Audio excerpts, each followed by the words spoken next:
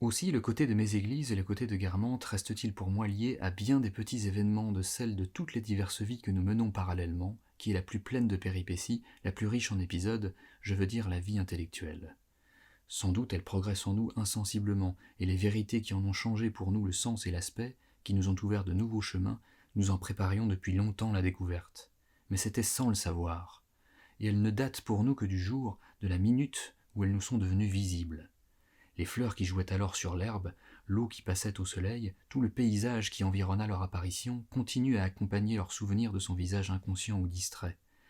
Et certes, quand ils étaient longuement contemplés par cet humble passant, par cet enfant qui rêvait, comme l'est un roi par un mémorialiste perdu dans la foule,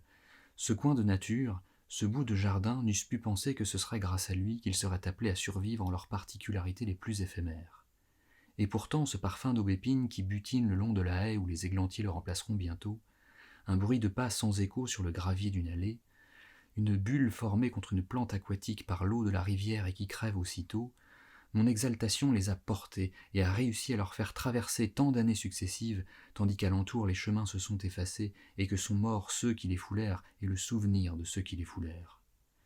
Parfois ce morceau de paysage amené ainsi jusqu'à aujourd'hui se détache si isolé de tout qu'il flotte incertain dans ma pensée comme une déloce fleurie, sans que je puisse dire de quel pays, de quel temps, peut-être tout simplement de quel rêve il vient.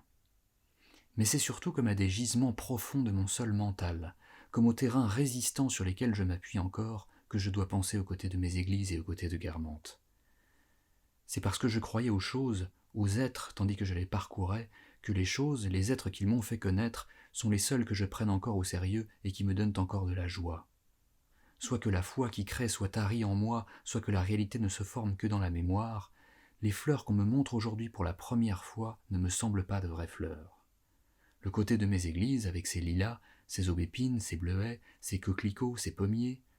Le côté de Guermantes, avec sa rivière à tétard, ses nymphéas et ses boutons d'or, ont constitué à tout jamais pour moi la figure des pays où j'aimerais vivre, où j'exige avant tout qu'on puisse aller à la pêche, se promener en canot, voir des ruines de fortifications gothiques et trouver au milieu des blés, ainsi qu'était Saint-André-des-Champs, une église monumentale, rustique et dorée comme une meule.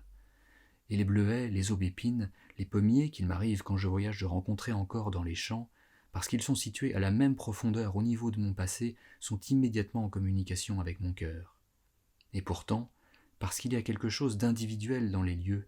quand me saisit le désir de revoir le côté de Guermantes, on ne le satisferait pas en me menant au bord d'une rivière où il y aurait d'aussi beaux, de plus beaux nymphéas que dans la Vivonne.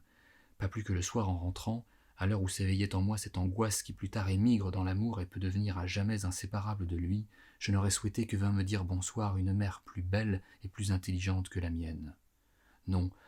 de même que ce qu'il me fallait pour que je puisse m'endormir heureux, avec cette paix sans trouble qu'aucune maîtresse n'a pu me donner depuis, puisqu'on doute d'elle encore au moment où on croit en elle, et qu'on ne possède jamais leur cœur comme je recevais dans un baiser celui de ma mère, tout entier, sans la réserve d'une arrière-pensée, sans le reliquat d'une intention qui ne fut pas pour moi, c'est que ce fut elle, c'est qu'elle inclina vers moi ce visage où il y avait au-dessous de l'œil quelque chose qui était, paraît-il, un défaut, et que j'aimais à l'égal du reste. De même, ce que je veux revoir, c'est le côté de Guermantes que j'ai connu, avec la ferme qui est peu éloignée des deux suivantes serrées l'une contre l'autre à l'entrée de l'allée des chênes. Ce sont ces prairies où, quand le soleil les rend réfléchissantes comme une mare, se dessinent les feuilles des pommiers. C'est ce paysage dont parfois, la nuit dans mes rêves, l'individualité m'étreint avec une puissance presque fantastique et que je ne peux plus retrouver au réveil. Sans doute pour avoir à jamais indissolublement uni en moi des impressions différentes, rien que parce qu'il me les avait fait éprouver en même temps, le côté de mes églises et le côté de Guermantes m'ont exposé pour l'avenir à bien des déceptions, et même à bien des fautes. Car souvent j'ai voulu revoir une personne sans discerner que c'était simplement parce qu'elle me rappelait une haie d'aubépine, et j'ai été induit à croire, à faire croire à un regain d'affection par un simple désir de voyage.